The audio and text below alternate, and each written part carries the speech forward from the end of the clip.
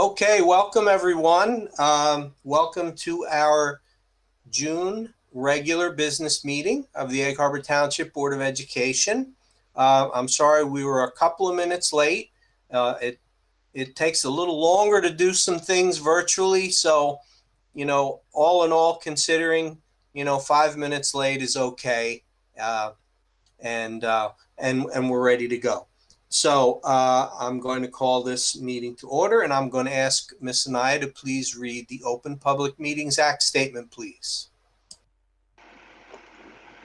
On Wednesday, January 8th, 2020, notice of this meeting was mailed to the press and the Current of Egg Harbor Township. Notice was also delivered that day to the Egg Harbor Township clerk and posted on the bulletin board in Township Hall. Advertised instructions for this virtual meeting were posted on our website and social media on Friday, June 26th. Thank you. May we have roll call, please? Mr. Della Barca? Here. Mr. Ellis? Give him a minute. Mrs. Gilbert Floyd? Here. Mr. Price? Squiggle around for your microphone. Yeah, I'll give you a minute. Mrs. Sullivan? Here. Mrs. Summer? Here. Mrs. Salagi? Give her a minute to get on. Mrs. Bird? Present. Mr. Castellano? Here. And I'm going to go back. Mr. Ellis, did he get on yet? And Mr. Price, you got your microphone working? Yes, I do. Mr. Price is here. Thank you. Thank you. And Mrs. Okay. Okay, so Mrs. Salagi and Mr. Ellis may enter later. I'll announce them at that time. Thank you. Okay.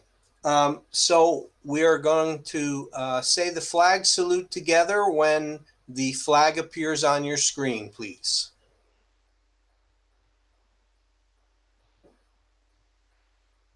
I pledge allegiance to the flag of the United States of America and to the republic for which it stands, one nation, under God, indivisible, with liberty and justice for all.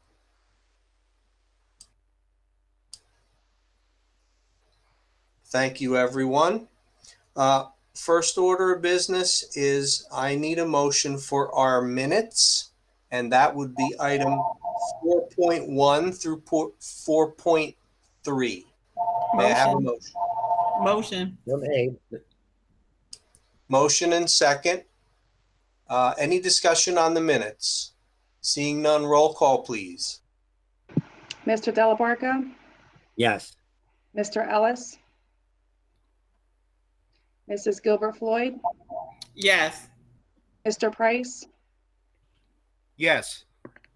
Mrs. Sullivan? I abstain from 4.1 and yes to the rest. Thank you. Mrs. Summer? Yes. Mrs. Salagi? Yes. Thank you. Mrs. Bird? Yes. Mr. Castellano? Yes. And I'll just double check, Mr. Ellis? Not yet. Okay. Thank you. Okay, so welcome everyone, and thanks for joining us. Before we move to the superintendent's report, just a couple of brief comments as I've been doing since this pandemic has started and we made it through this school year. I want to begin and I want to thank Dr. Gruccio and I want to thank Ms. Anaya for their leadership. I want to thank our entire faculty and our entire staff for all the great work that they have done this year. They allowed our students to learn. We provided meals for our students, and we provided the help and support that was needed. We got through the end of the year, and now we are between our virtual and our regular, as regular as it can be, graduation. So I want to take a minute again to thank first our project graduation team, Ms. Sonia Cruz, and everyone who was involved, our senior smiles, our virtual graduation, all things that were positive. And I want to thank everyone who pitched in and everyone has, really come together to try to do the best that we can for the students. I want to thank Ms. Connor and her staff over at the high school. I think they've done a fabulous job under very, very difficult circumstances. I know there's been, we had some discussion last meeting about, what our live graduation will be. But, I just want to say that I support 100% what we're doing over at the high school. I'll be there. I'll be part of it. I'm very fortunate to be part of it. And I know everyone at the high school and in the district has done the best that they could do for our students under difficult circumstances. So it's very much appreciated. And just the final note I'll say before I turn it over to Dr. Gruccio is that this was a very difficult year. And we worked through it. We got through it together. But guess what, folks? Next year is going to be more difficult. Getting ready to go back to school is going to be the greatest challenge. As you all know, the governor has issued guidance effective last Friday for us to go back. The guidance contains more questions perhaps than answers. So what I'm going to ask is that we all, everyone, all the stakeholders, everyone who's on this call, everyone who's part of the board, administration, faculty, staff, members of the public, students, everyone, we need to work together. So let's please work together and get schools open. It's for our students, please. So with that, I'm gonna turn the floor over to Dr. Gruccio for her report. Thank you, Mr. Castellano. Very well stated. I couldn't have done it better. I appreciate your kind words and your recognition and, of course, your support. Good evening, everyone, and welcome to the last board meeting of the 2019-2020 school year. June 30th, here we are. Not where we, I guess, wanted to be in terms of what's going on with COVID, but here we are at the end of June, end of the school year. I too would like to take some time to reflect on all that we've been going through. We are all truly thankful for the efforts that have been put forth by our teachers, our staff, our administration, our students, parents, our board members, and stakeholders who have rode these waves with us. It's been an unusual journey. I personally have to say it's been exhausting, emotional, and certainly educational, as I've learned not to make immediate plans as things, as Mr. Castellano said, change fluidly.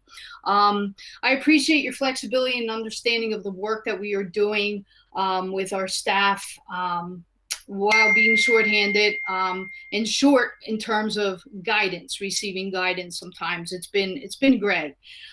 We have learned that working from home is challenging and there's not enough time in the day to feel accomplished. However, our priorities are our students and our staff, and I can assure you that our focus and passion lies right there with all of them each and every day. So before I review my district newsletter, I want to give the board an update. A parent survey regarding virtual teaching and learning was sent out to parents, and it was released to glean some feedback regarding our virtual learning. This survey will be open until July 5th and will serve as important information. The data that we get from this survey will assist us in planning for opening of school in September. And I feel virtual teaching and learning will be a necessary component to that plan. Speaking of the road back, which is New Jersey's restart and recovery plan for education, the strategic roadmap for reopening our schools has been released. It was released on Friday, and this 104-page document is being reviewed at this time by our administrative staff. We understand that we know we have to open school buildings at this time today, and adhering to the recommendations in this document. And there's 4 areas. One is to ensure a conducive learning environment for our students. 2, the support of educational leaders with their planning. 3, providing policy and guidelines and funding to schools, and 4, providing the continuity of learning. This document, I didn't get it through it all, I have to admit, but as I skimmed through it, it refers to anticipated minimum standards, and which will be items that school districts should incorporate into their reopening plans as definite components relating to health, safety, and operations. And it also uses the term considerations, which is reference to components that districts and schools should incorporate into their thinking about reopening, but do not represent necessary components of the plan. You see how it's starting to get like flexible and relevant per district, okay? So our administrative team will meet tomorrow to discuss and highlight areas that they have concern, as there is some conflicting guidance in there. And we'll get some clarity, and it'll provide us a starting point. From there, our district committee will meet and will begin to create the plan to reopen. I believe in input of stakeholders, but through all of this, the ultimate important factor here will be the health, safety, and welfare of our entire school community. So there's many, many areas that we have to cover and we have to research in a month's time. Moving on to athletics, the NJSIA released phase 1 for summer workouts, not to be confused with official fall practices. Summer workouts to begin on or after July 13th. On Monday, I spent some time with my fellow county superintendents of high school districts, and we discussed guidelines. And we agreed that these summer workouts will occur 2 days per week and will start on July 27th for football and August 3rd for other fall sports and marching band.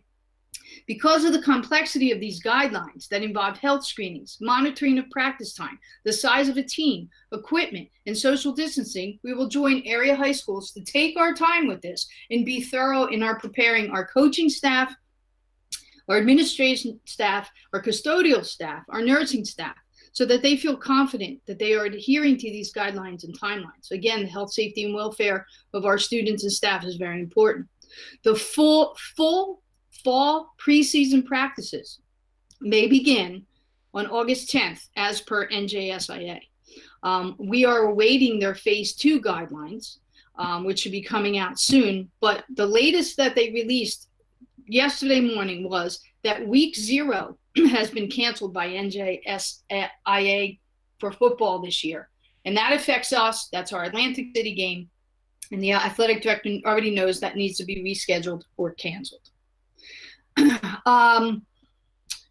Just so you know, that the primary elections that will be held on July 7th will continue as traditional polling sites as they use our schools. The Davenport, Ferdwin, and Alder Avenue schools will be used, and all will be practicing the health and safety regulations for social distancing, masks, and sanitation and cleaning. Last week, it was mentioned in public, and I received many great emails from board members and Mr. Delabarca, and has sent me the contact information for Dr. Christine Ruth. I know, Ms. Floyd, that you had mentioned this as well. Ms. Bird sent me an email. I just want you to know the follow-up on that is I sent information to our professional development committee, and they meet within the week or so, and they will be reaching out to Dr. Ruth to see where we can schedule her for professional development for our staff, whether that will be virtually or in person. And that will add to our list of presenters in regard to equity in our professional learning experiences, where we've had Dr. Lisa Williams, Jennifer Asawegi, Nate Terrell, Dr. Paula Rodriguez Rust, and these folks have reached out to us and want to return as well to continue their professional development. So I thank you for sending me Dr. Ruth's information, and I just want everyone to be informed that we are pursuing to get her to share her knowledge with us and in our school district.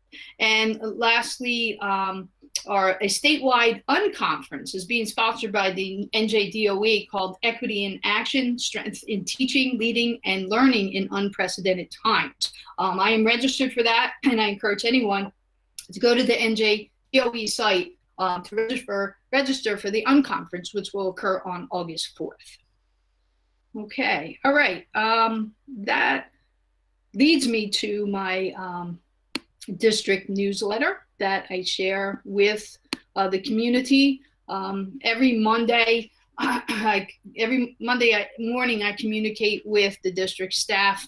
I did that through the school closure, and I got many requests for me to continue to do so, and it's my pleasure to do so every Monday morning as I reach out to our staff. And it's nice to hear back from those who write back. It keeps us all updated, but also communicating with not only the board each week, but also our school community. So I always start off with our current reality. I encourage folks, if they have not seen this yet, it is located on social media sites and also our website. And here I talk about the graduation plans and the road back to opening schools. You could just scroll up a little bit.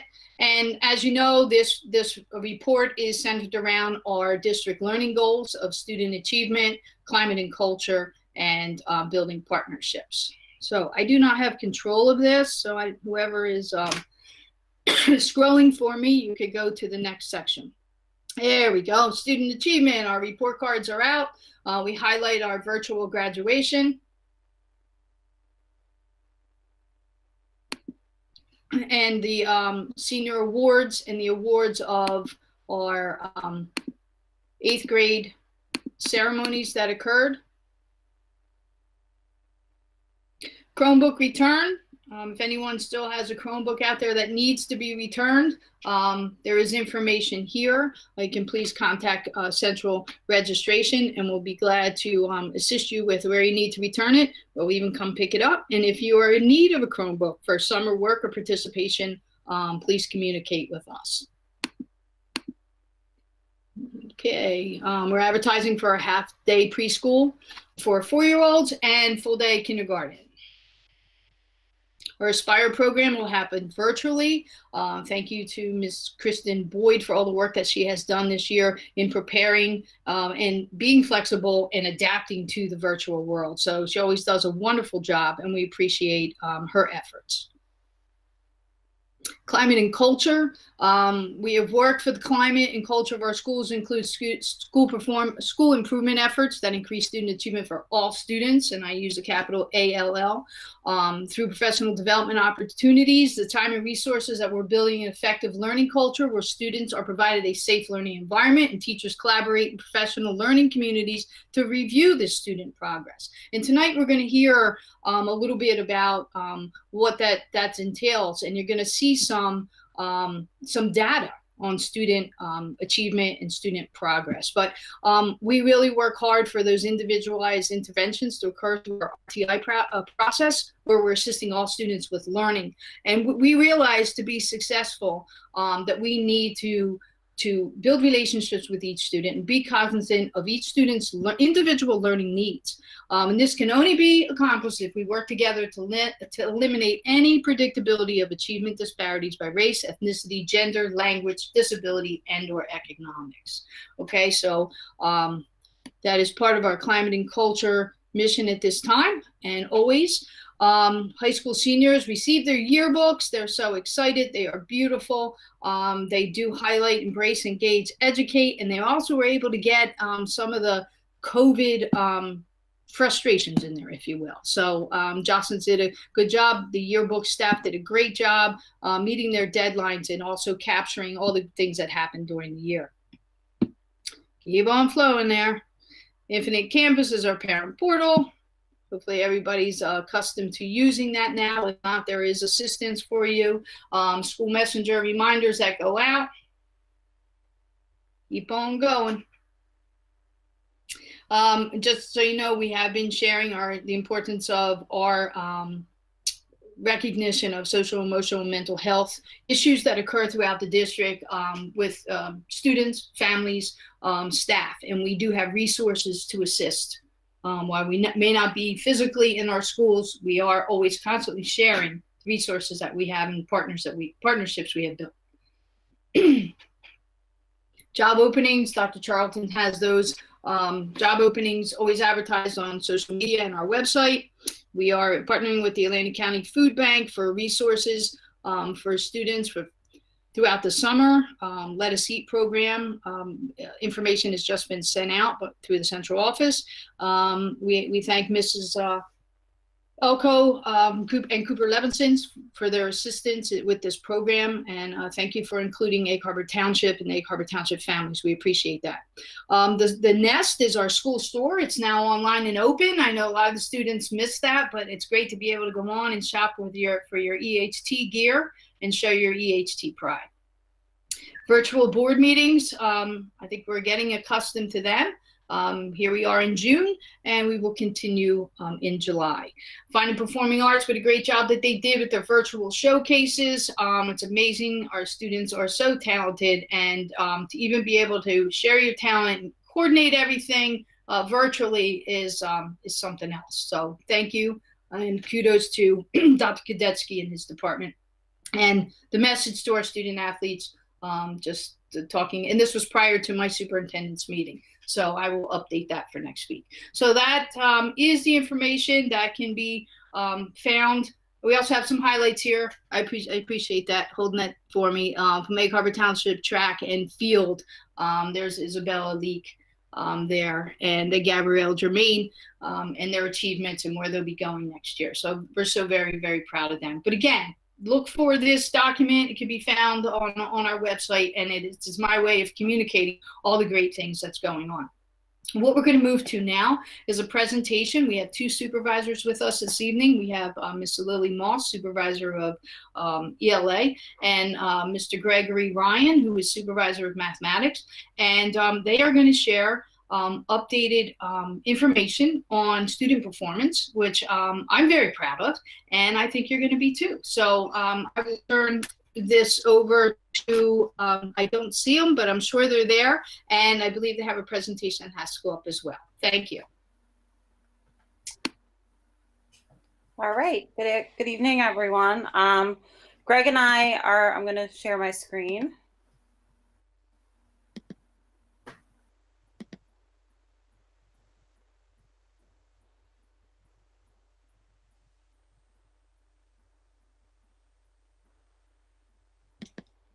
Okay. So unfortunately, this year had some interesting timing as far as the way that we collect our data and track progress monitoring throughout the year. We do 3 cycles of universal screening at the beginning of trimesters 1, 2, and 3, which is beginning, middle, and end of year consideration for our secondary as well. Luckily, the 3rd round came at the very beginning of March, and we were able to get most of our population tested and assessed by then in our K-5 population. And we wanted to share some of those, share out with you, because we made so much great progress this year, and we were so proud of all of the hard work that was done within the classroom, within our RTI process. And we felt it was really important to share those accolades with the board. So the first slide that we're just going to talk about is the mission of being committed to take the collective responsibility for all students. I know in every PD session and every meeting that I hold with teachers, we talk about this because I believe in this so deeply, and so does Greg and the rest of the supervisors, about the idea that we need to reach all of our students, and we need to invest our time, and we need to invest our resources to ensure that our instruction in the classroom is meeting all students' needs, meeting them where they are, and helping fill in any learning gaps that might happen, both academically and on the social emotional lens. This is a really important part and something that we really focus on through our professional development and when we're considering resources for both the classroom and for interventions. I added in this graphic because this is something we also share with the teachers within our professional development, and it is the foundation of everything that we do. Our instructional framework is based on a standards-driven curriculum. We use backwards design. We know what we want our kids to do to display that mastery. And then all of the other things that happen are how we get our students to get to that level of mastery of those standards and skills. We know it starts with relationships. We know it's about formative assessment so that we are able to have that collective responsibility. So we are able to see what students are doing and meet their individual and very different needs. And then through that formative assessment and through those universal screeners, we're able then to use the RTI process to ensure that we are providing interventions both inside the classroom for our Tier 1 and Tier 2 students, and then outside the classroom for Tier 3 when we need it. This work goes into our PLCs, and then of course, the job embedded professional development. When all of those things work together, we're always able to answer about the desired effect of teaching and learning, and that's how we report out with our evidence-based report cards. So this graphic is just an important grounding piece for all the work that we do. It helps us always focus on that desired effect of teaching and student learning and how everything works together to help us have students progress and work towards mastery of standards. So the data-driven instruction for 1920. So I believe last week we revisited the 1819 data. You know, we saw that data as well and knew that we needed to continue on our path to provide that job embedded professional development and invest in our teachers through that professional development so that we are being responsive in the classroom to students' needs. So we're working with that formative assessment. We're using teaching and small groups to be able to meet those students' needs. And we both, as part of our plans, the district strategic plans and the goals, we're able to target those areas as we look at that whole data that we get from the state and into our own in order to help track and monitor that progress, which we're going to talk about a little bit today. We're continuing in the literacy world, working on establishing reading and writing workshop. We started a writing workshop this year, continued with reading workshop as we're continuing to grow our materials. We got great guided reading sets that allow that progress monitoring now with reading records. And we're investing in our read aloud sets for students because research always shows that students identify best with stories that they can relate to and connect to. And equity in children's literature just is not very representative of the many diverse cultures that we have within our district. So that is part of a reason why we are investing so much in these read aloud kits and all of these new materials, because the materials chosen for these kits have that in mind and really do work to ensure that we are representing other ethnicities and cultures and belief systems so that all of our students can see themselves within books and make those connections. Greg, do you want to talk a little bit about your professional development? Yeah, absolutely. Thank you. So on the math side, we identified a need to really begin identifying individual student learning gaps, and not only identifying, but monitoring them on a daily basis. So we went out and found professional development that really demonstrated to teachers how to utilize daily formative assessment, how to bridge those gaps right in the moment and before those gaps grow too large. So we brought in professional development in grades 3 through 6. And it was a whole professional development series, similar to how ELA is doing. It wasn't just kind of like a one-day deal. We brought someone in to demonstrate how to teach the lesson using that model. He came back to watch teachers use it. We've been tracking data throughout the year. And as Lily said, it is a shame that we didn't see the final product of our data, but the professional development itself was very highly regarded by the teachers. Students were growing in leaps and bounds throughout the year, which we'll show in a minute. And we're very excited to expand it moving into the future. And that's really our main focus on the math end, is really that daily individualized, bridging those gaps and identifying where each student needs support.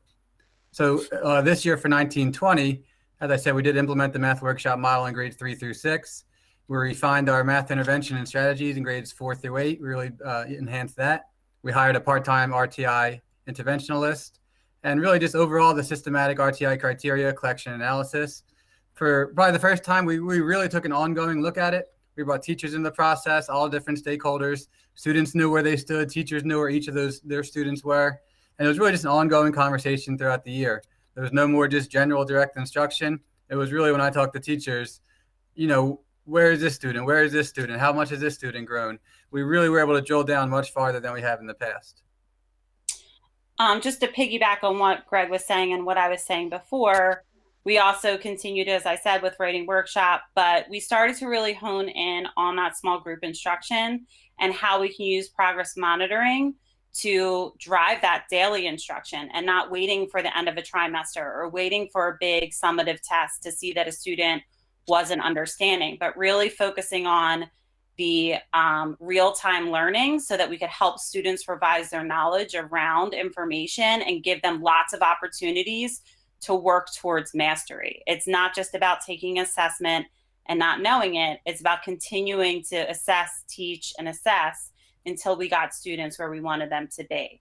So we also last summer met as a group with our Title I and remedial teachers to really hone in on the RTI systems that we were using in both ELA and math. And we were able to come up with criteria. We were able to come up with, if we're noticing this, then what is the research-based, intervention strategy that we want to use? And we were continually collecting and analyzing and having meetings with the teachers and the classroom teachers about students so that we could help them continue to grow.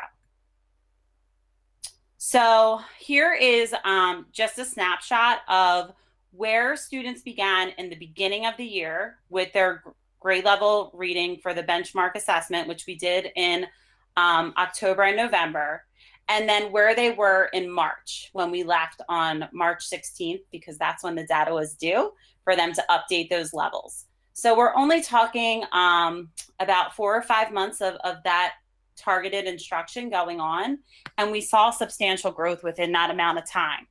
So, in kindergarten, we saw a majority of our students moving 1 or 2 levels, which makes the most sense because in kindergarten to grow 4 levels in 4 months is a lot. We have a lot of students coming in who can't read at all. So most of them left being readers. But then on the flip side of that, as you move up to grade 4 and 5, the levels become more in depth, and the strategies and skills that go along with it become much more, there's a lot more to do within each level. So the amount of levels that students grow slows down. So in first grade, the first grade band is 6 different levels, where in 5th and 4th, it's only 3. So that might be a little bit of difference that you're seeing. But as you can see, if you look within that 1, 2, and 3, we see a lot of growth from all of our students across the board. So here's just a visual representation of that growth. So if there was 1 level, 2 levels, 3, and 4, we saw a lot of positive growth and many of our students growing as readers. So on the math side, we had data for grades 1 through 7. On the left side of this chart, you'll see the percentage of students that were meeting or exceeding expectations. And obviously, you can see with the green column, at each grade level, we were very excited to see that growth pretty much across the board. And then on the right side, it does not meet, where we're hoping those percentages went down, which again, they did in every single grade level across the board. And particularly what I was maybe most excited to see was the large growth we saw at the middle school level, grades 6 and 7, because we had a lot of those students come in that were well below grade level.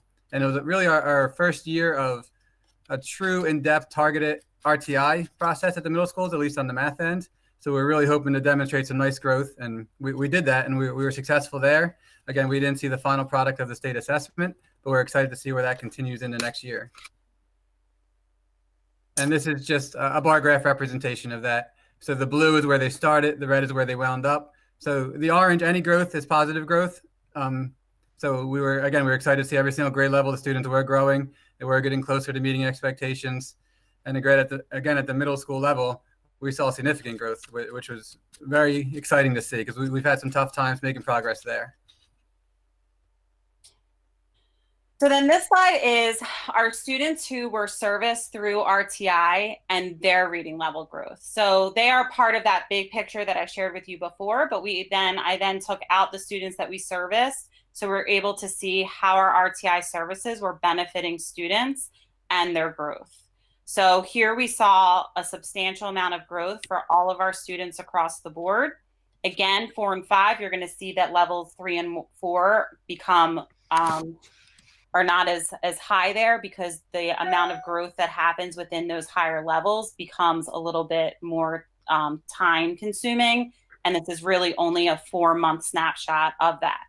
So we saw positive growth here, and we were using predominantly LLI and then also Phonics First for our grades 1 and 2 students. And here's just a visual representation of that. And then here's math. We know that there's a lot of research tying literacy to math achievement, and that as you increase your reading ability, especially up to grade 3, then math scores also come up. We do offer math RTI at Miller for grades 4 and 5. From cycle 1 to cycle 2 this year, we actually had a celebration for our teachers because we moved so many students in math from tier 3 to tier 2. It was the most growth we have ever seen there, and it was a really exciting time for us.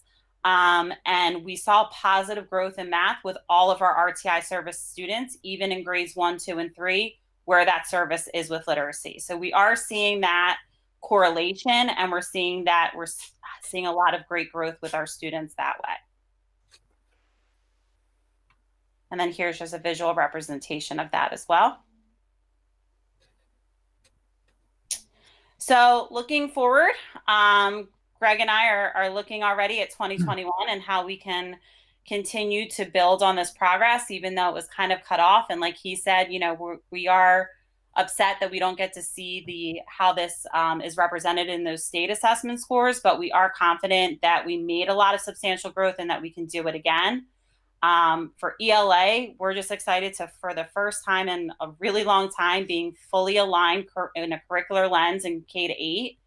Like I said before, we're getting those new materials that are going to be more equitable. They're going to be more engaging for students. We have that formative assessment built in for progress monitoring and to help with responsive teaching within the classroom, and to continue with the sustained professional development. We started that the last week of school, and we have scheduled professional development in August for teachers to help get the school year off, to make sure we're meeting all of our students who are going to come in with lots of different learning gaps in September where they are, so that we can help move them forward and progress.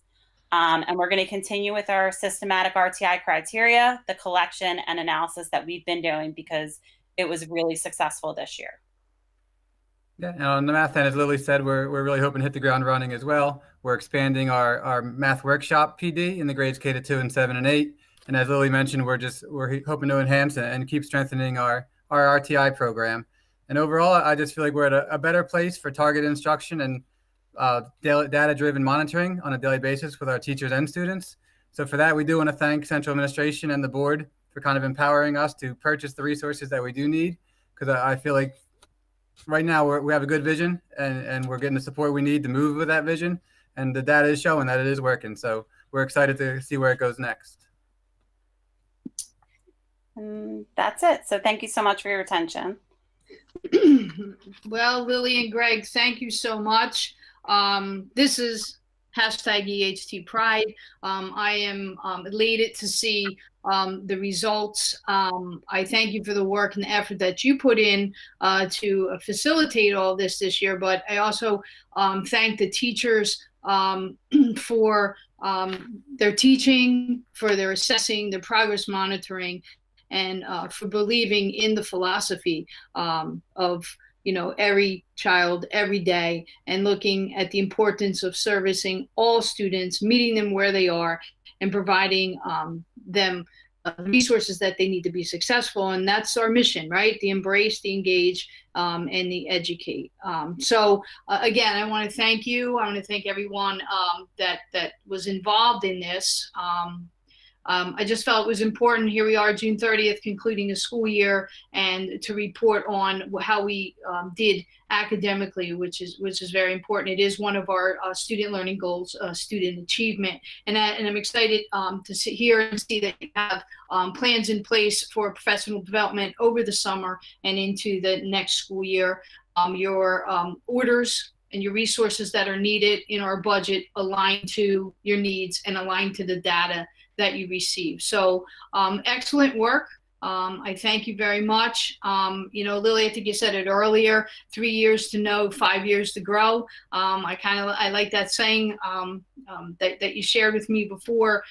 We are heading in the right direction, right? I mean, I saw that blue and I saw that red. We're not at 100 yet, but we're getting there.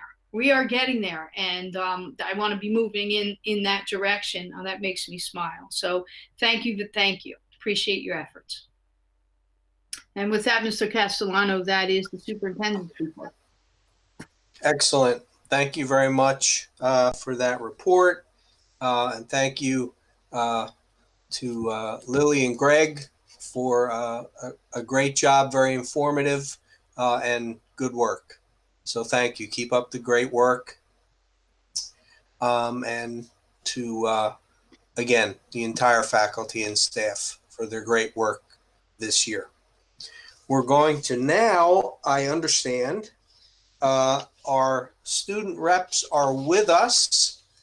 We have Ethan and Gabby. Do you prefer to be called Gabby? Gabriella, tell me which you prefer.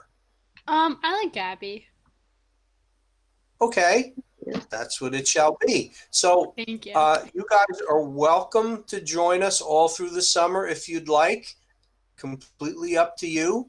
For tonight, if you have anything you'd like to report, you certainly may. If you want to introduce yourselves or questions that you may have for us, whatever you'd like to do, we're very glad to have you with us and welcome. So whatever you'd like to do is fine. I'll let my co-board rep go first. Are you sure? Sure, go for it, Gabby. Ladies first. I just wanted to say that I'm really grateful to be in front of all you guys today, and I'm excited for the year. And I'm sure that me and Ethan will try our hardest to do a good job and represent the student body properly. And I just wanted to say thank you. You're welcome. We're glad you're here. And again, you're welcome to be with us through the summer. Glad to have you. I echo Gabby's remarks. It's an honor to be here. I look forward to working with everyone on the board. I've had the privilege of speaking to a few of you in the past, and I hope to do a great job. And I also was requested by my predecessors, Mr. Sappi and Ms. Baumgartel, to thank the board for their time, to send them their regards. They were deeply honored to be a part of the board for this past year, so they wanted me to deliver that message to you as well. Very good. Thanks, Ethan. Welcome. Thank you very much. You're without doubt the best stress guy on this call. So I want to give you a big thumbs up on that. Thank you very much. I appreciate that. And so welcome. So we are now going to move to our first public comment period, which is on agenda items only for a 3-minute period of time. Again, agenda items only. And I'll turn it over to Chandra. Again, we cannot comment on personnel and we cannot comment on litigation. If there's a question that gets complicated, it may be necessary for administration to get back to you with an answer. So with that, we'll go to public comment on the agenda items, please. Thank you, Mr. Castellano. And just a reminder, please do not leave a voicemail when you call 609-653-0100, extension 1417, during this public comment portion. Do not leave a message just due to call volume. It may require several attempts. We do anticipate a 30-second delay from the time we open this up to when it broadcasts live stream. We thank you for your patience as we work through this virtual board meeting process.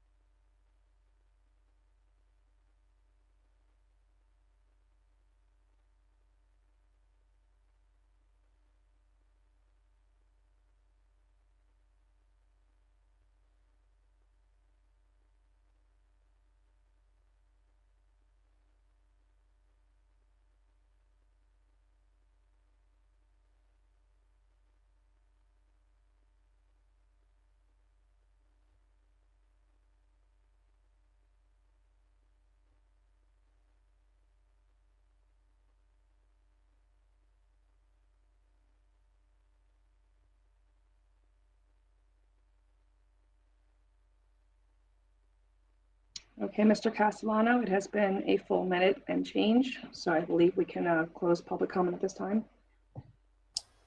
Okay, well, thank you, and perhaps we'll have some comments later on when they're open to all topics. So at this point, we're going to move into our finance and operations. And before... Mr. Castellano, if you want to entertain, there is a phone call coming in right now. I'll check it. Okay, sure.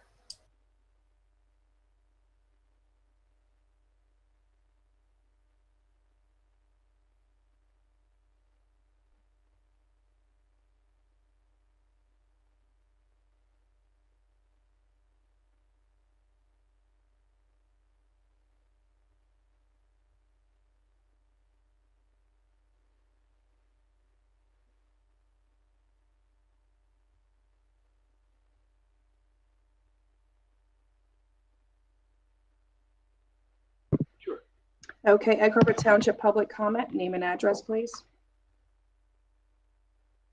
Hi, Chris Pascalides, Ruby Drive, EHT. Go ahead with your public comment. Hi, I have a rising senior and 7th grader. Last year, I transferred my daughter into Fernwood Middle School. I'm an administrator in another district. My wife is a teacher. I had the privilege of having both of my children attend my school district. And we kept my daughter there a little longer because I wasn't thrilled with my son's elementary experience in EHT. As a transfer, my daughter was a straight A student, perfect attendance, strong standardized test scores. She was in the gifted program for math. So last summer, I inquired about the advanced math class at Fernwood, but I had trouble getting accurate information because of all the administrative movements. It wasn't until the third week of school that my daughter was given a battery of tests. She was denied entry by a supervisor who said her skills were lacking and she would not succeed in the class. The information that I mentioned before was conveniently ignored. I wasn't satisfied with his rationale or the decision, so my wife and I met with Mr. John Davis. Mr. Davis let us make our case, reviewed all the information we provided, and we had a really good conversation. And he said he would speak to a few people and make a decision. Well, he ultimately decided that she did meet the criteria to be in the class. Now, I'm very proud to say that my daughter finished with an A for the year, and she scored well above her grade level on the very test that was used against her by the supervisor. Even her teacher admitted after working with her that she belonged in the class. And I can't help but feel that if Mr. Davis had ruled against us, she would have wasted an entire year by not being challenged. And she would never be able to get that back. If Mr. Davis ruled against us, I wouldn't have been happy, but I would have at least felt that he genuinely took the time to hear us out. And he talked about a partnership with parents and a customer service approach that Dr. Gruccio promotes. And I'm happy to say that Mr. Davis demonstrated that vision in all our interactions. So as critical as I can be sometimes, especially being in the field, I felt it was appropriate and fair to come on tonight and speak on a positive experience. And I have Mr. Davis to thank you for that. So Thank you very much for listening. Thank you. We appreciate your comment very much. Again, this comment period is for agenda items though only. Do we have any other calls? Ms. Anaya? Not at this time. We will put the sign back up for another minute or so.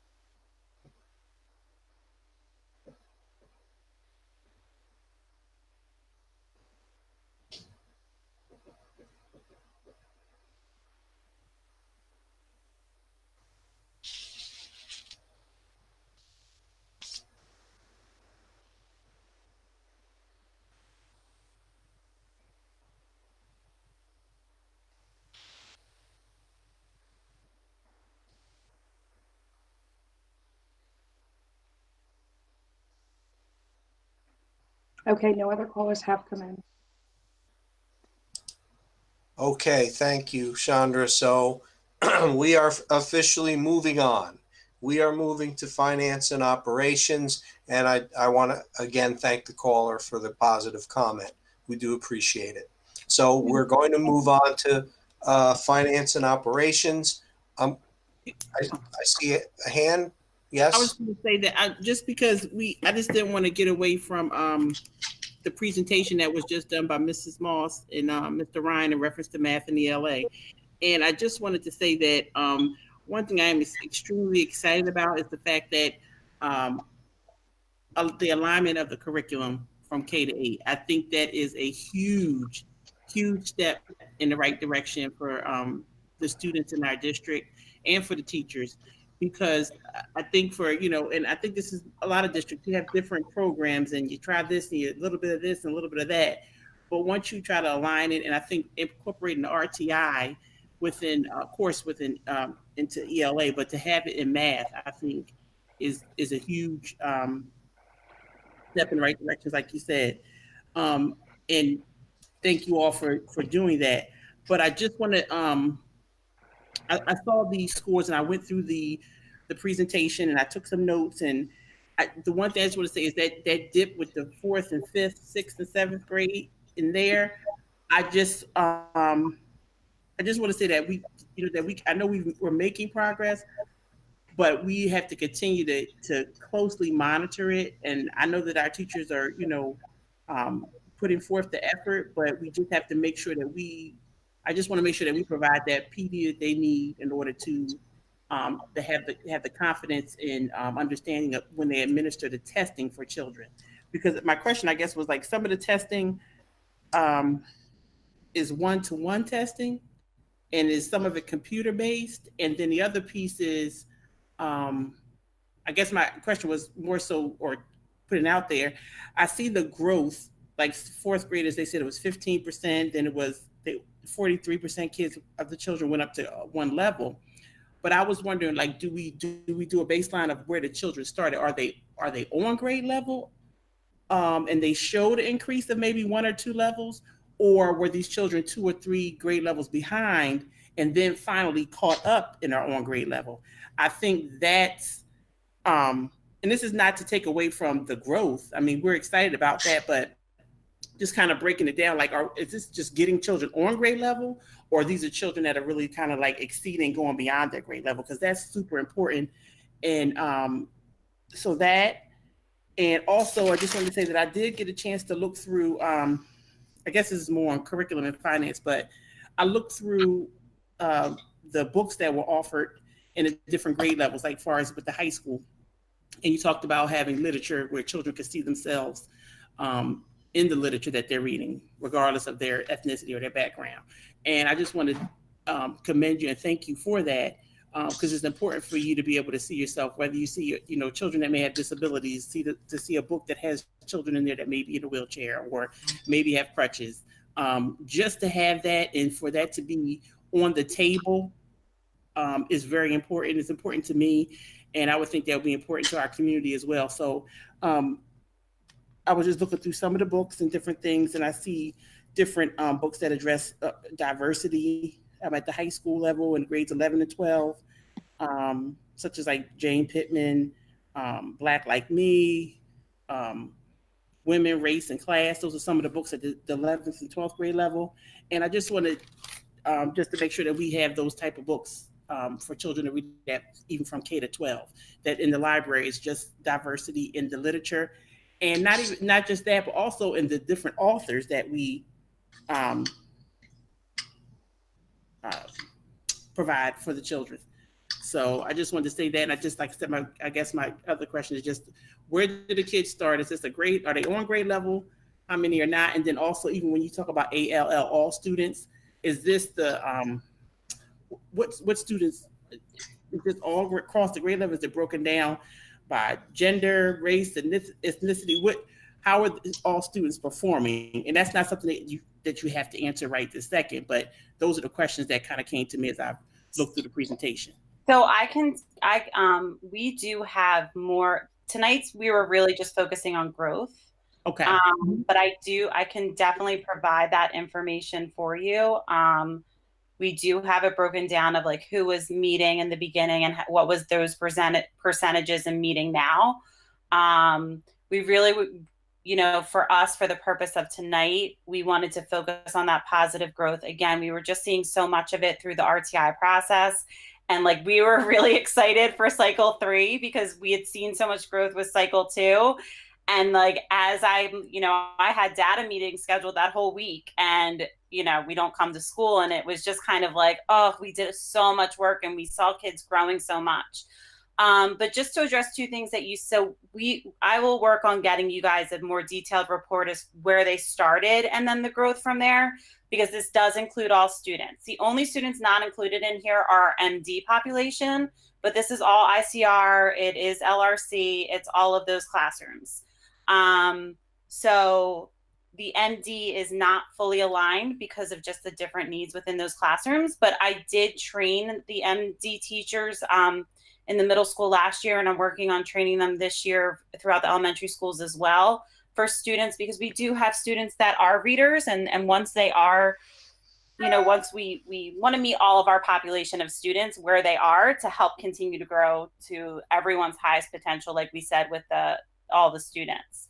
About 2 years ago, we revised our high school curriculum to do just what you said. We knew that we were doing a lot of classics and canons, and unfortunately a lot of that is very, you have your male protagonist and that's it. So we did want to expand that. We expanded our essential questions.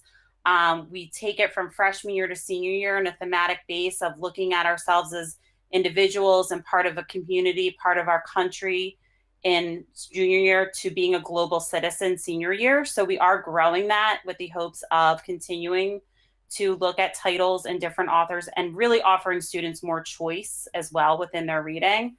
And then, as I mentioned before, in K to 8, part of the big push for this purchasing of all these materials and finally being aligned was the equity piece, because though they carefully choose authors and books where there is more representation.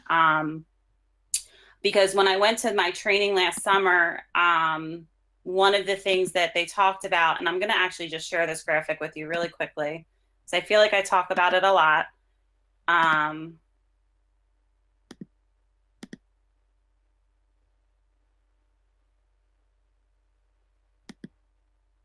Is just the lack of representation in children's literature. And where 50% is a white main character, and the next highest represented group is animals. So that's a major issue, and something that needs to be taken into consideration and rectified. So the choices of books for book clubs and read alouds and guided reading and shared reading are really carefully selected. The author studies are carefully selected so that we are getting a more diverse collection of books in hands of our students from K to 8 as well. Did I address all of your questions?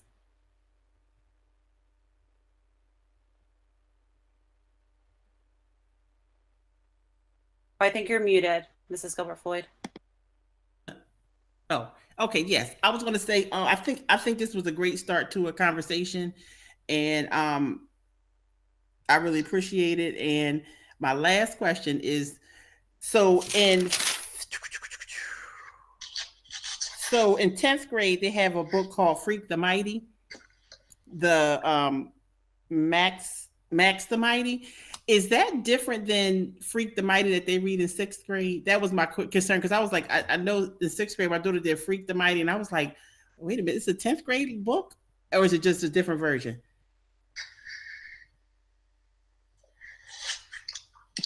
No, those are not the same books. Is that on the supplemental list? It was on the 10th grade list.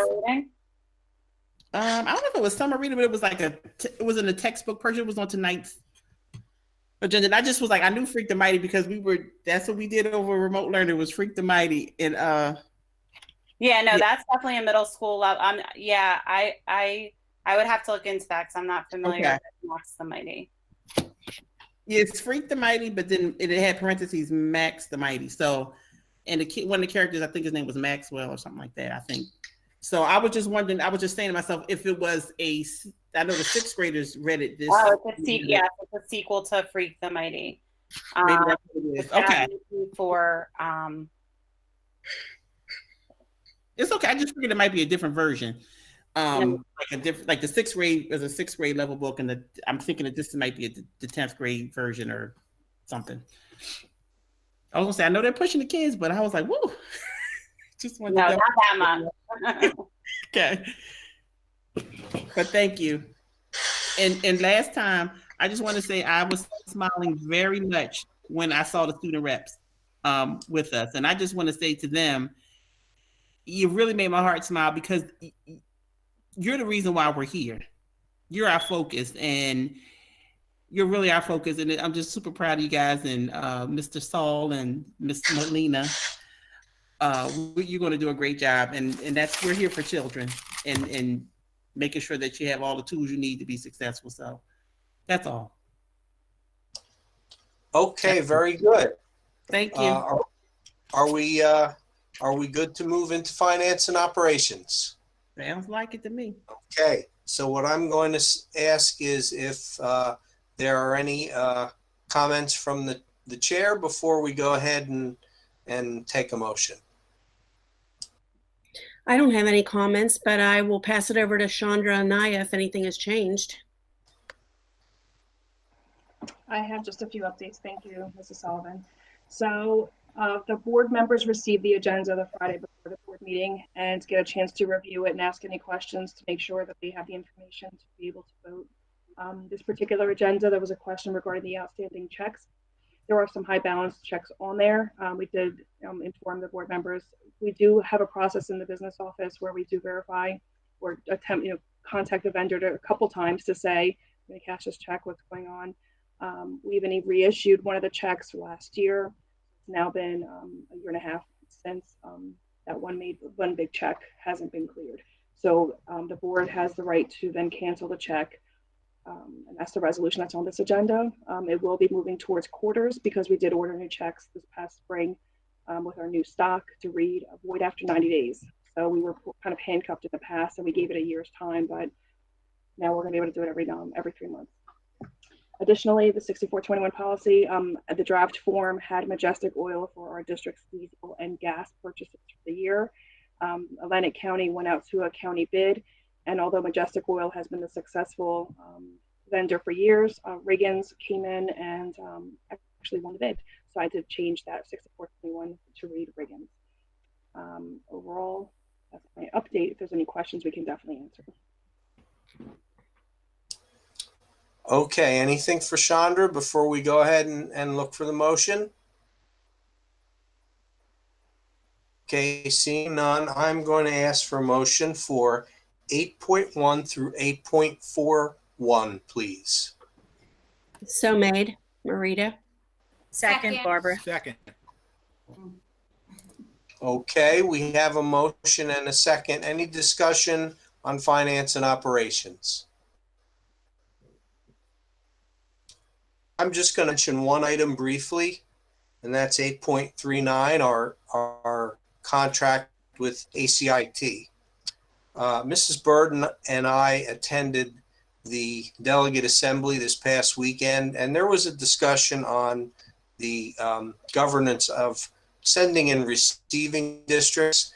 And while not exactly the same issue, it certainly brought to mind the issues that we're seeing with ACIT, the fact that they are not bound by the 2% cap that other districts like us are bound by, the fact that tuition, once set, can go up after the fact for 2 years. So 2 years from tonight, ACIT can come back and ask for additional payment for those students. So think about if you bought a car and 2 years later, the car salesman called you up and said, you know what? The price of that car went up. So I don't want to dwell except to say that we really need to take a look at what's going on there.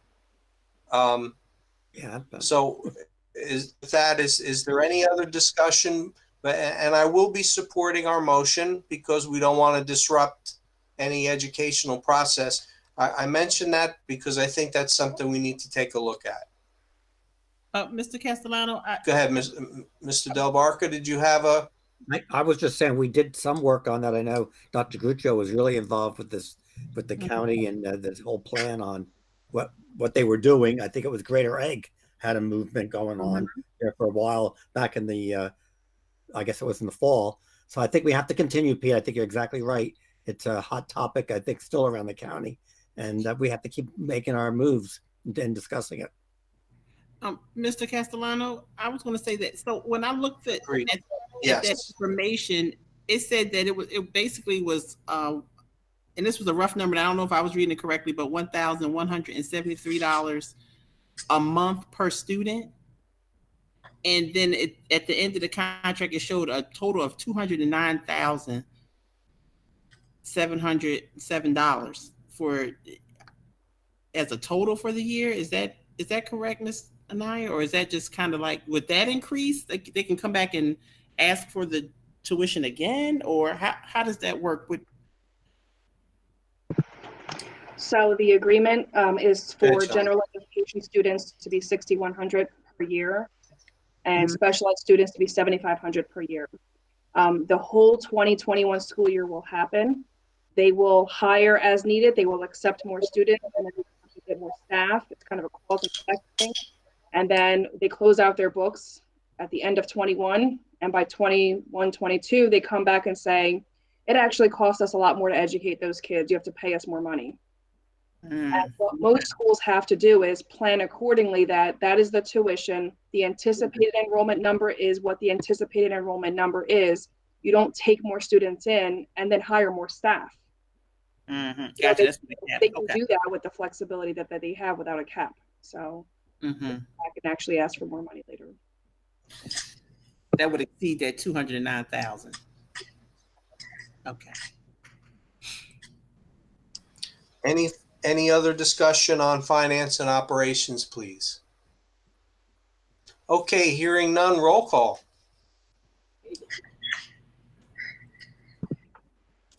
So Mr. Della Barca, Yes. Mr. Ellis, Yes.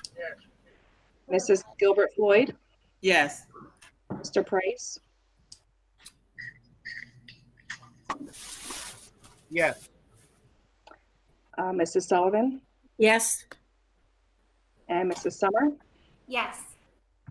and Mrs. Salagi, Yes. Mrs. Bird, What are we 8 point what to what right now?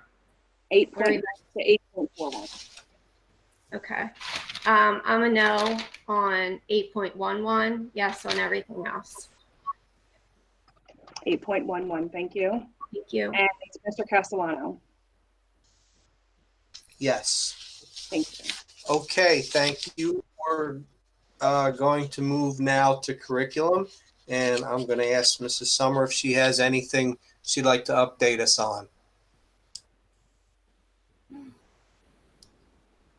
I have no updates at this time, but I will pass it on to Mr. Santilli to see if he would like to add anything. Thank you, Ms. Summer. No, there's been no updates. What is on the agenda had not changed or been revised, so that what we discussed last week in our committee reports would be exactly what we'd be voting on tonight. Okay, thank you. Very good. So I'm going to ask for a motion on 9.1, please. This is Lou. I'll make the motion. I'll second it. Any discussion on curriculum? Seeing none, could we have roll call, please? Mr. Delabarka, Yes. Mr. Ellis, Yes. Mrs. Gilbert Floyd, Yes. Mr. Price, Yes. Mrs. Sullivan, Yes. Mrs. Summer, Yes. Mrs. Salagi. You're muted.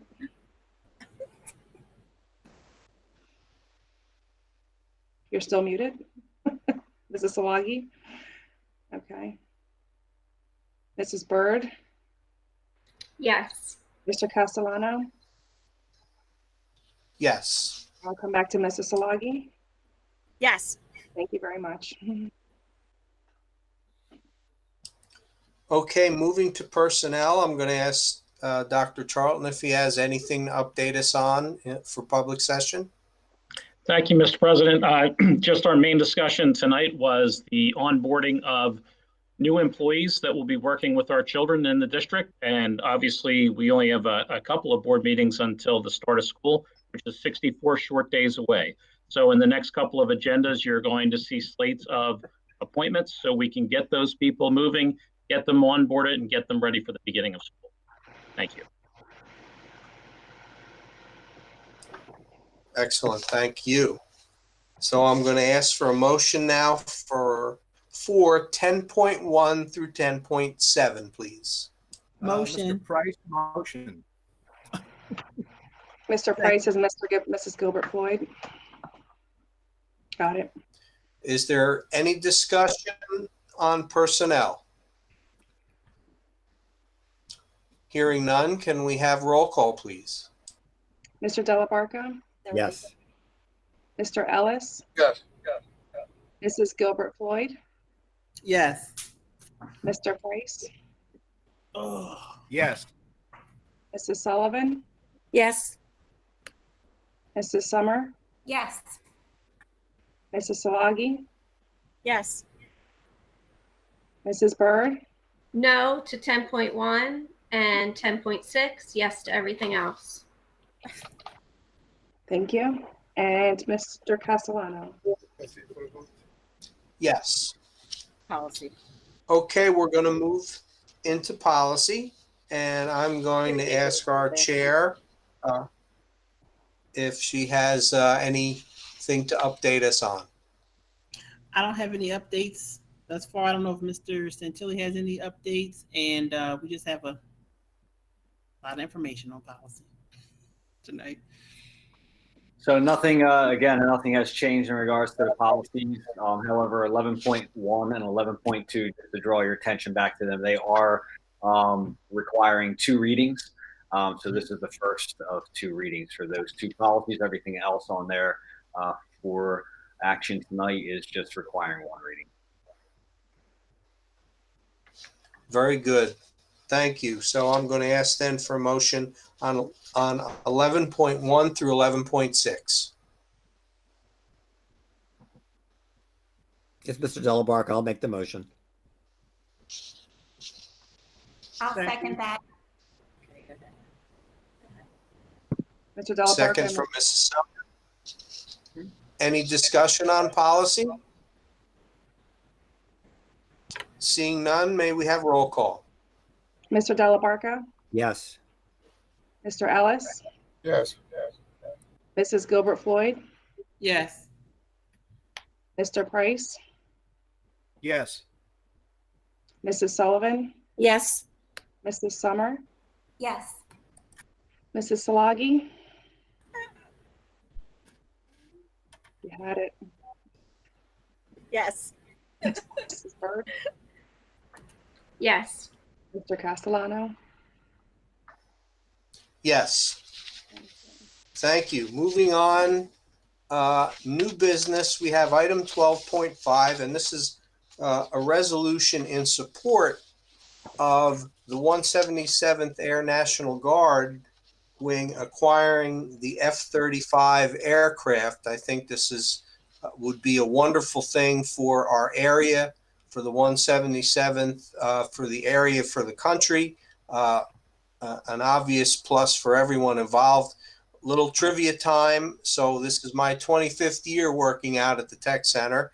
And of course, we're co-located with the Air Guard. The base opened in 1943 as Naval Air Station Atlantic City. And at that time, it had a dual mission. It was training pilots to take off and land, simulating an aircraft carrier, and it was used for homeland security. And we've come full circle. Exactly what it was used for then, it's used for now, and we need to have state-of-the-art aircraft. So with that, I'll look for, thank you for indulging me with my moment of trivia, and I'll ask for a motion on item 12.1, please. I'll make that. I'll second. Motion. Mr. Price and Mrs. Got it. Okay, any discussion on 12.1?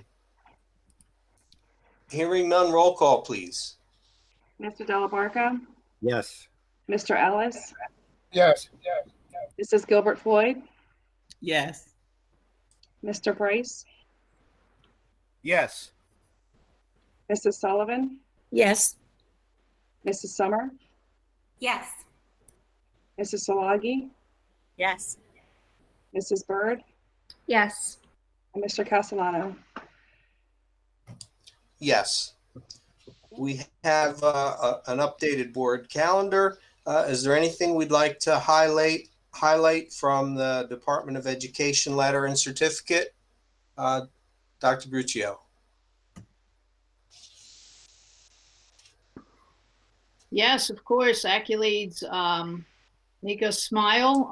This is a letter from New Jersey Department of Education, the World Language Model Program Initiative, and Egg Harbor Township School District has once again been designated as a model program for the 20 to 22 award period. I had the privilege of going up with Dr. Schreiner a couple of years ago to receive this award. It's a beautiful plaque, but it's even a better honor to stand there with the Department of Education and other school districts that receive these honors. But we certainly do have a model program in Egg Harbor Township, and it's always nice to be recognized for the work that we do. And as you see there is a certificate for the outstanding model program for world languages that was awarded, and I'm sure the plaque will come. But plaque or no plaque, proud to be EHT. So thank you. Very good, and congratulations to Dr. Schreiner. Always excellent work. Thanks to all involved with that. And we will go now to our second public comment period on any topic, again for 3 minutes. We do not discuss personnel or litigation. And if a topic is complicated, it may be necessary for an administrator to get back to you with a response. So with that, we'll open it up for public comment on any topic for 3 minutes, please.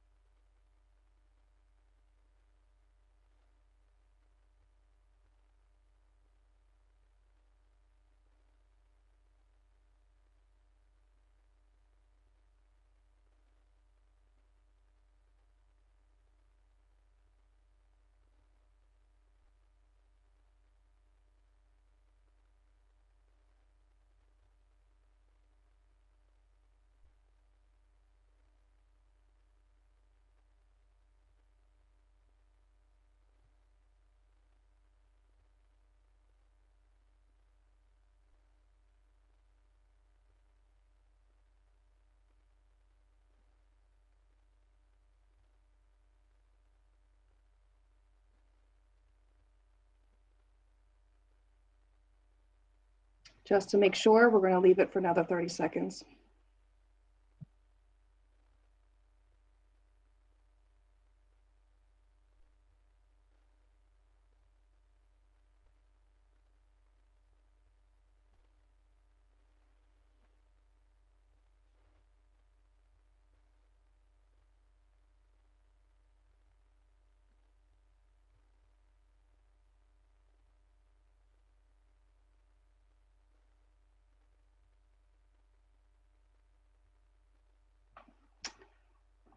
All right.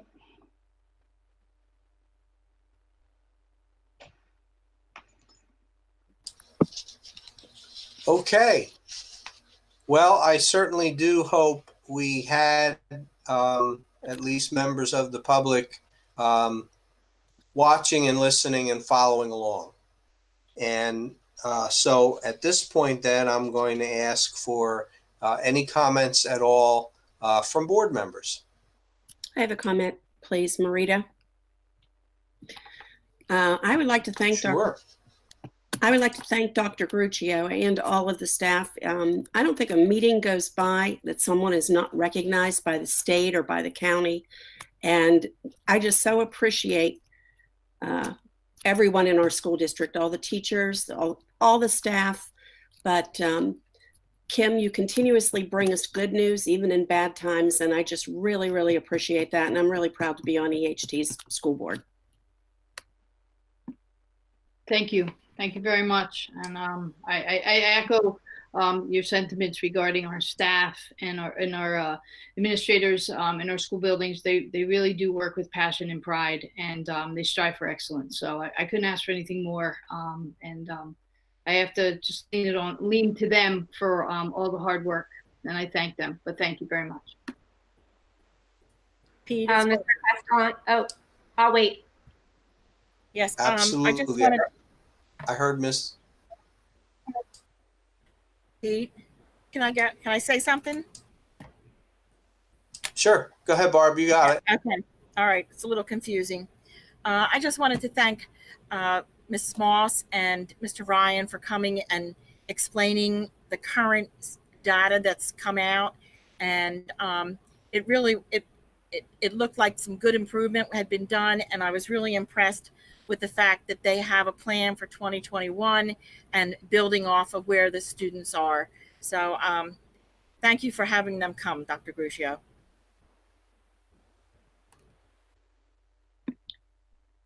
You're welcome. Again, I was just excited about the progress, and I wanted you all to see how well we're doing. But usually at this time of the year, we report our progress, red or green, because I always say feedback makes us better at what we do. So it's important to use the data and capitalize on all the work and effort that the teachers do, the parents do, supporting their students, and the administration gathering the data and the tools that we use. So thank you.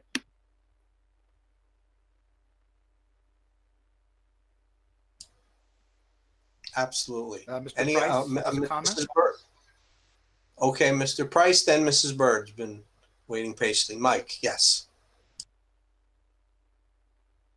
Do I have it, Pete? Yes. Okay, yes. There's a little delay here tonight. The system's lagging, but I appreciate patience. I just had a question for Mr. Santilli. Last meeting, there was a discussion about preschool for 3-year-olds. I just wanted to know if there was any movement on that, or if he has any updates. And the other thing, I would just want to wish everybody a happy and safe 4th of July coming up, and looking forward to having a great graduation day. Maybe somebody wanted to comment on that as well, so I'll listen out. Thank you. Thanks, Mike. Thanks very much. And I know Mrs. Bird's been waiting patiently. Thank you, Mr. Castellano. Mine is really more of a discussion piece for the board. In April, we resolved to suspend our policies under emergency circumstances, which gave Dr. Gruccio broader, capabilities through the unknown during the quarantine. But as we are starting to approach some levels, we're going back to some levels of normalcy, or we're attempting to plan for our levels of normalcy. I am posing to the board, at what point are we going to, reverse that resolution and get back to following the policies that the board has put forth?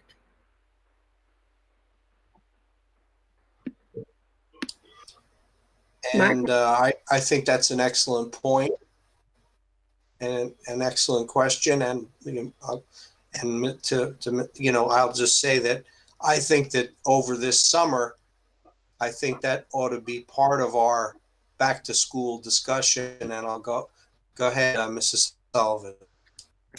Okay.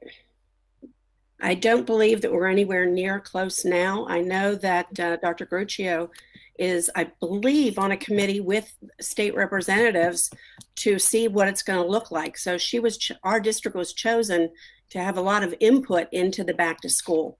So I think as it goes right now, that we can keep it in the back of our mind, but until we get back to school and all the students are there full time, there's going to be a lot of work that needs to be done.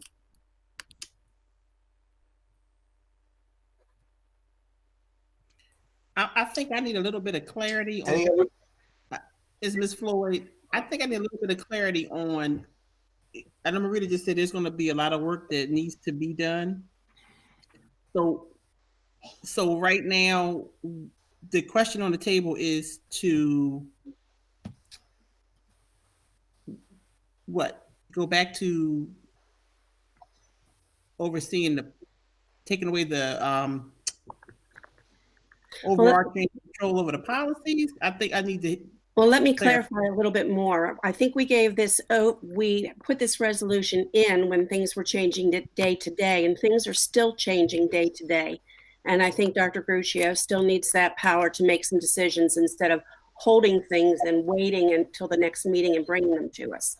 So while things are still so fluid, I think we should keep with the resolution. So I guess I want to ask Dr. I guess that'd be a question. I don't know if it's a question for the whole. I think it's a question for the board. Number one, I do think it's definitely a discussion question for the whole board. And then number three is, Dr. Gruccio, what do you feel like you would have limitations if it was, if we did it our normal way? Do you feel like you had limitations prior to, or what are your thoughts? I guess that would be more so my question, to get some information from her first. Well, I don't think I really changed any policies, except maybe in terms of online learning and regarding our curriculum. I know this was in conjunction with recommendation by our attorney, so I'm going to turn to her. I know, Amy, you talked about there may be some times where there would be situations that come up. I don't know if anything drastic, I don't know if I'm using the right word, has come up. However, I don't know what the next 2 months are going to be as well, because we do have to restructure the way we're going to have school. So I would have to go through and look through all our policies to see. I mean, we're talking possible schedules, busing, transportation. So there'll be all those areas, food services, and they may touch upon some policies that we have. So I think that's why that overarching resolution allowed for administration to have flexibility, leniency, if you will. When you look at the regs that were shared through this, if I could just, I'm not real savvy with this computer right here. The regs that were shared by, or the guidelines that were shared that I introduced earlier, there were 4 areas, and this just hit me. There are 4 areas, and number 3 was provide policy guidelines and fundings to school. I don't know what that entails. Maybe Amy can ring in on that. Does that have to do what Mrs. Bird's speaking about, or is that something else? Do we have to develop new policies? I mean, will there be the chance that some of our policies will have to be altered because school will never be the same as it was? And as the chairperson for the policy committee, I just want to put it out there that I don't foresee there being, let's say if we went back to our regular process. I don't foresee roadblocks being placed up to try to prevent the administration from doing what they need to do. But I also know that there's a reentry committee that's been put in place with all stakeholders in it, and I think that'll also serve as a checks and balance kind of thing, which is the purpose of why we do all the check and balance system to make sure things are where they need to be for student safety and things of that nature for reentry. I think those things are kind of in place. But I'm gonna let Ms. Elko speak to what she can share with us to enlighten the whole board. Thank you very much to everybody. So I think when we look at what we did at April 28th, we went ahead and we approved a motion to suspend the policies under the emergency circumstances that we were in a state of emergency. School was closed during COVID-19. And because of that, we're still going to be violating and or not following certain policies. And that's just by the nature of we are not in the school building. We are not doing things the way we normally do them. So one of the things we discussed is if anyone has one of the old-fashioned policy books around, they are inches and inches and inches thick. Mm-hmm. And you might not even realize you might not be following one of the policies because we are in a virtual environment, just by the very nature of the fact that the policy says in the school building, as opposed to in a virtual classroom. So what the bylaw does is, and what the resolution you pass does is, it only authorizes this while we're in this state of emergency. So twofold. One, you can obviously change your resolution at any time, but there is a limit to it. It's not forever. It's just while we're in this state of emergency. The second thing I want to point out is, as Dr. Gruccio said, part of the road back to schools will be to have some policies implemented by the district, whether it's virtual learning, whatever we have to look at to say what makes sense for preparedness for everybody to come back into the building, what those plans look like, and we might have some new procedures as well. So we very well could be asking the policy committee to look at new policies over the summer so we can bring some things forward. So I do think we have two separate things going on. I would suggest you continue on with this resolution, at least while we're doing our steering committee to determine the road back to coming back physically to EHT, but obviously that is the board's decision. I think we're going to see some policies on just like the social distancing and the mask requirements wherever we get there. We're probably going to have to end up put that in writing somewhere, at least the reg. So that's something that, Pete, may I get in on this a little bit? Yeah, go ahead. As you all know, I'm representing the county as president for the next year or so. And every other week, there are meetings being held for the county leaders group. And it's on the website. And you can go to Ray Penny's address at school boards and find what we did yesterday afternoon. And I sent a summary of yesterday's presentation. There were at least 30 people there from around the state, to Dr. Gruccio, to Pete, to Amy, so that they would have an idea of the many ideas that were there. And most of the topics discussed were about reopening in this road back plan. All of you should know that you can go on the Department of Ed site and see the road back. It's right there. It's 104 pages long. It has all this information about stuff.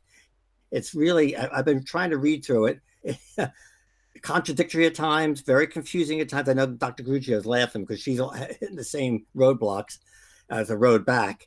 But I know from what Kim has been telling us, the district-wide committees coming up in the next week or so, and then there'll be some subcommittees. And I think, as we were saying about policy, that's going to be a major discussion under those subcommittees and with the recommendation to the main committee and then to Dr. Gruccio and to the board as to how we open. So there's a lot there for us to look at.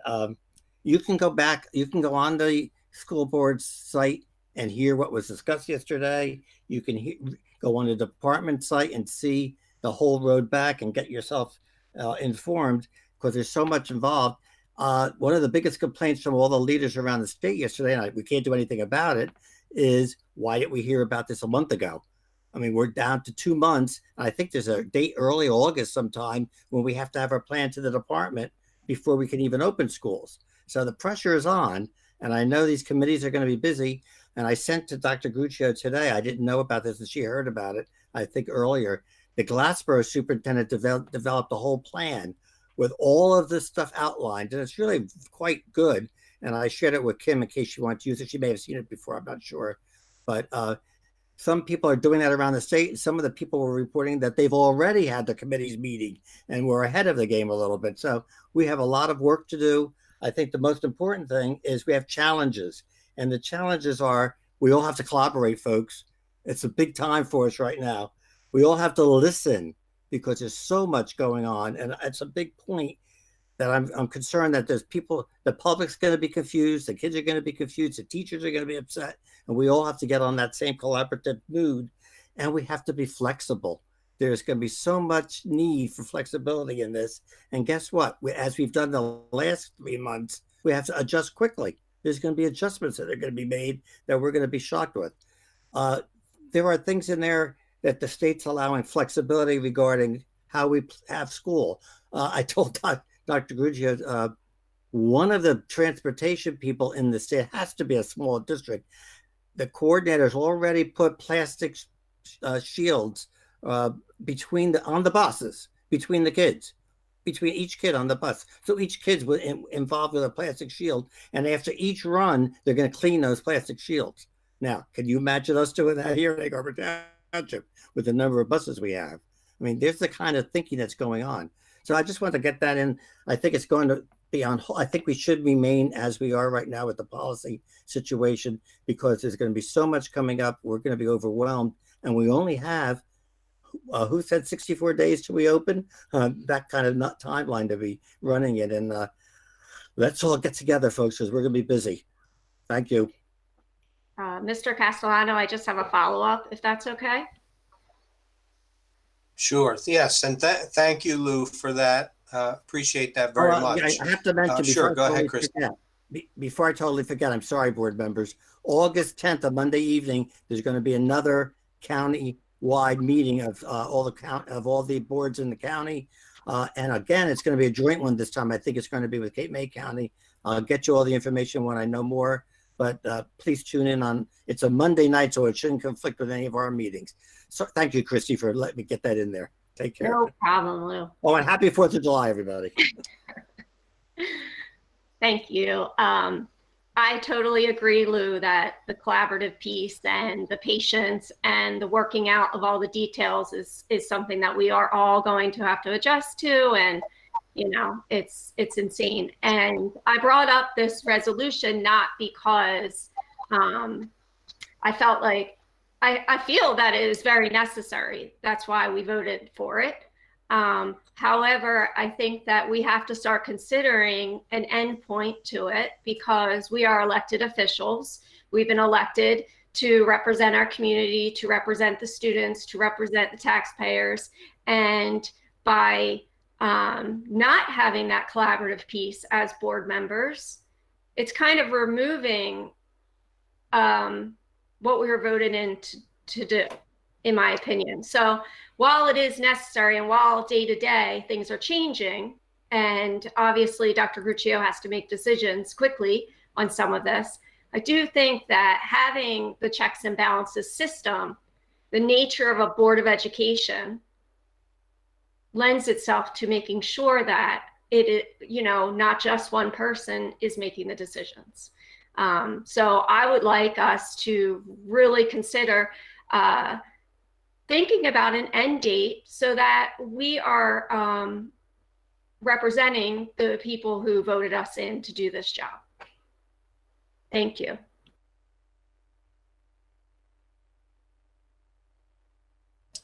Thank you, Mrs. Berg. Any other board members? Any comments on anything? Hearing and seeing none. Administration, any final thoughts? No, that's all. Happy 4th of July. Thank you. Okay, very good. So I'm going to add, happy 4th of July to everyone. Thank you all for tuning in. Those of you who are with us remotely, and again, just ending, where we started. Opening school is going to be a lot of work. Next year is going to be like nothing we've ever seen. And I'm asking that all of us work together to make it happen. So happy 4th of July, and I'll ask for a motion to adjourn. Motion. Second. Okay, show of hands, we are adjourned. Good night, everyone, and thank you. Good Good night, night. everybody. Bye-bye.